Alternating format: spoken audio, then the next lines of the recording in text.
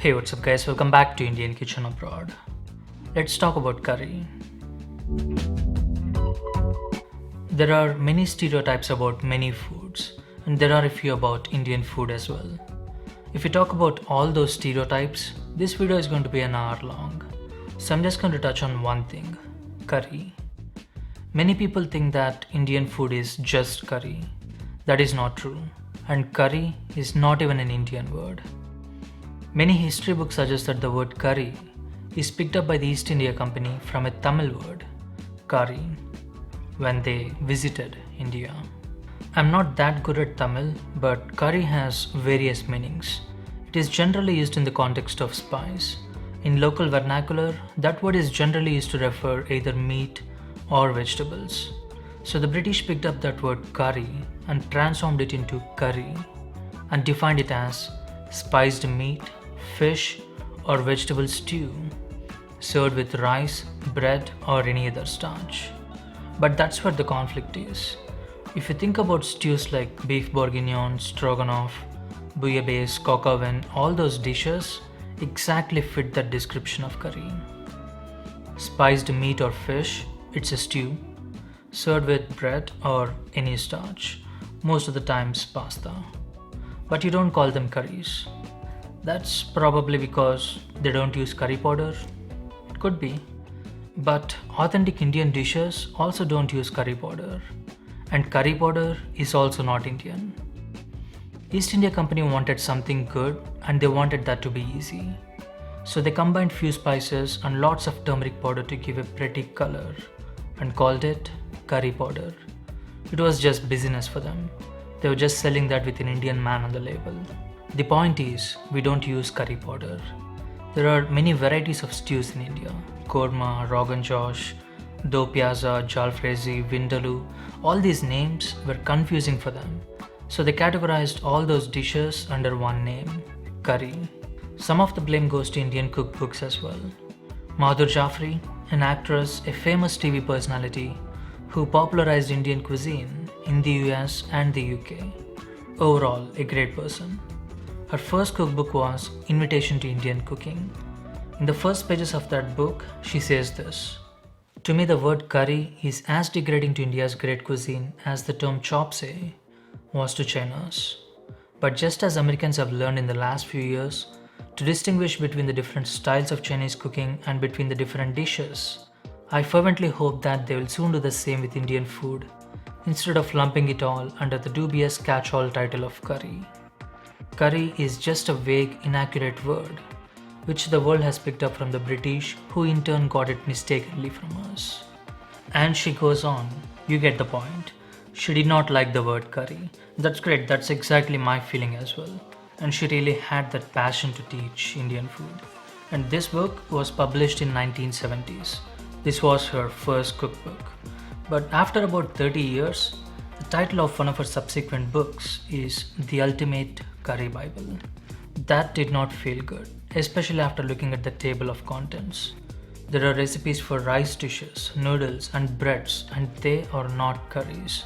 I guess the word curry must have become more popular in 30 years, and she just went along with the world and called everything a curry. Same with this another book as well, 660 Curries. Look at the table of contents. Biryani curries. Biryani is not a curry. There are kebabs in this book, Indian sandwiches, and this author lumped it all under one name, curry. Like, what's next? Gulab jamun curry? The thing is, these are famous books and these are famous authors. These books are being sold in the US and most of the buyers are Americans or not Indians. And most of them may not know much about Indian food, and because of these, people call every Indian food a curry. So whatever we do, curry is not going anywhere anytime soon. So restaurants gave a place for a curry in the menu, and they define it as a basic Indian stew. Chicken cooked in onion and tomato gravy along with spices. I think that's the best definition for a curry. In this video, that's exactly what we're doing, a curry. I'm going to stretch it a bit, how to make any Indian curry. Indian food is so versatile. You can make any Indian stew with any vegetable or any meat. like chicken korma, lamb korma, chicken tikka masala, paneer tikka masala, chicken curry, mixed vegetable curry. So you can just change the vegetable or protein and call any Indian stew by that vegetable name. So there is no point in making multiple videos for all these. Besides, if you watch all those different videos, you may come to a conclusion that all the Indian food is same. For that reason, how to make any Indian curry. That's the title or thumbnail, I don't know yet. In this video, we're going to make 4 different curries: chicken curry, mixed vegetable curry, eggplant curry, and egg curry. Procedure for all these curries is same up to a particular point, and then it slightly differs. Let's do this. Just going by the description of curry, you need onions and tomatoes at least. Apart from these two, you need ginger and garlic. And the final ingredient, which is totally optional, is green chilies for the heat. You can exclude these if you're not a fan of spice. Just chop or slice or do whatever cuts you want on these. I like to chop them finely. When they're cooked, they almost disappear and give some bite. And that's the texture I like. You can even use a food processor and roughly blend all of these. If you are going for a restaurant style curry, chop all of these roughly, cook them first and then blend. That way, you get a curry with smooth and silky texture, just like in restaurants. And I'm going to use ginger and garlic paste for this. Just equal quantities of ginger and garlic blended together, along with a splash of oil. You can just grate fresh ginger and garlic if you want. And that's it with the main ingredients for a curry: onions, green chilies, tomatoes, ginger and garlic paste. Then decide what kind of curry you want to make. Since I'm cooking 4 curries with lot of vegetables, I didn't want to waste all the vegetable peel and other stuff. So I'm saving all of that and I'm going to make a vegetable stock, which we're going to use in these curries. I'm using carrots, potatoes, mushrooms and peas for the mixed vegetable curry, frozen peas. Eggplant for eggplant curry. When you cut eggplant or potatoes, they turn brown because of the oxidation. In order to avoid that, once you cut the eggplant, place them in salted water. Ideally, I should have done this with the potatoes as well, but in my experience, eggplant turns brown much faster when compared to potatoes. That's why I didn't bother to put potatoes in the salted water. Now just cut these into 1-inch cubes or whatever size you want. And that's it with the chopping. Add all the vegetable peel to your saucepan along with few mushrooms, ginger and few spices, coriander seeds, star anise and black pepper. Add some water and boil that until the liquid reduces to 1/3. And that's a simple vegetable stock. And I'm not going to talk about any measurements in this video because I'm cooking this in a larger quantity and then I'm using it to make 4 different curries. Measurements for all the 4 curries are in the description box if you want to check them out. Heat some oil and add whatever whole spices you want. I'm keeping this very simple by adding just cumin seeds. You can add mustard seeds and cloves as well if you want. When the cumin seeds start sizzling, add the onions and saute until they become translucent. Adding a pinch of salt fast in that process. When they become translucent, add the green chilies and saute for 2 to 3 minutes before adding the ginger and garlic paste. Now saute until the onions become brown. Once you add ginger and garlic paste, it sticks to the bottom of pan. Whenever that happens, add a splash of water and continue sauteing. Just caramelize the onions. We talked about this in previous videos as well. This is a very important step for Indian food. And the vegetable stock is also done. Just strain and save it. And that's a simple vegetable stock. Now add the powdered spices to caramelized onions, turmeric powder, coriander powder and red chili powder. Saute the spices for a minute and add a splash of water so you don't burn the spices. Cook that for a minute and add the tomato paste. Tomato paste is optional, but this gives a rich, intense tomato flavor, which builds that umami flavor. And this gives that restaurant style taste. And most of the Indian restaurants use just tomato paste. Saute that for a few minutes and add the diced tomatoes. Cook the tomatoes for a few minutes until they get mushy. Add some water, put the lid on loosely and cook them for more time until they almost disappear.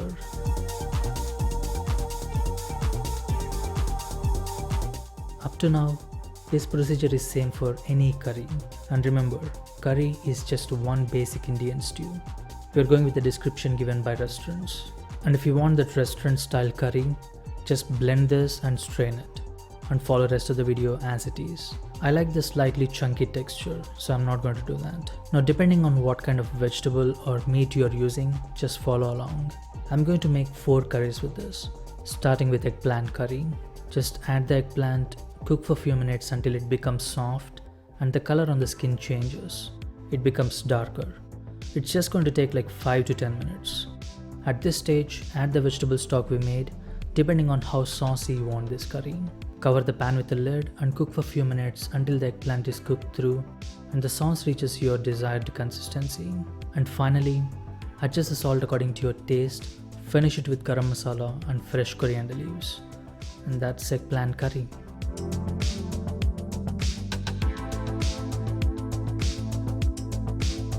For mixed vegetable curry, we are using different kind of vegetables. Add them according to their cook time. You can use whatever vegetables you want. In my case, carrots and potatoes take longer time to cook when compared to mushrooms. That's why I'm adding them first. And I saved some eggplant as well. Saute these vegetables for a few seconds and cook them until they are almost done. Add the vegetable stock, cover and boil them until they are tender, like almost done. The timing depends on the quantity you're cooking. It took me about 15 minutes for this. Just check on them once in a while and give it a stir, otherwise they stick to the bottom. I'm out of vegetable stock, so I'm using chicken stock. It's homemade stock, I made it yesterday. If you don't have any stock, you can just use water. Once these vegetables are almost done, add the mushrooms and cook them for 5 to 10 minutes.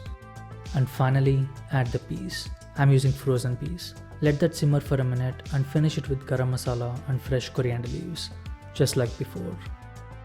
And that's mixed vegetable curry. For chicken curry, I marinated the chicken for about 2 hours. This was in the background throughout the whole video until now. It's a very simple marinade, that's why I didn't film it. Just yogurt and spices, salt, turmeric powder, coriander powder, red chili powder and garam masala.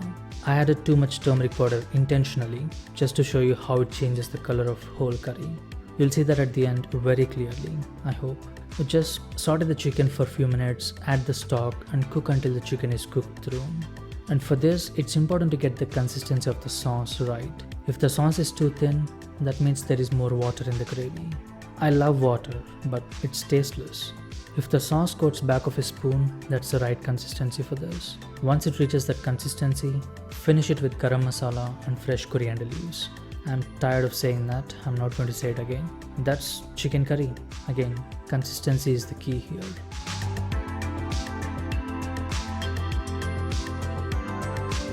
For egg curry, I'm boiling eggs in the background. You can follow the same procedure as before, but I like to add some tamarind paste for the egg curry. I think the sourness goes really well with this. Soak a tablespoon of tamarind in water and squeeze the pulp to make tamarind paste. Just taste the sauce and add the tamarind paste accordingly. And while that's going on, peel the eggs. You can add them directly to the sauce if you want, but I like to give some color and texture to the eggs. Cut them in half lengthwise and cook the halves in some fat. It gives some texture and color when compared to the plain white eggs. You can add some turmeric powder as well. That gives a nice yellow color if you're into that. And once the sauce reaches the desired consistency, place the eggs on top of the sauce right before serving. And that's it.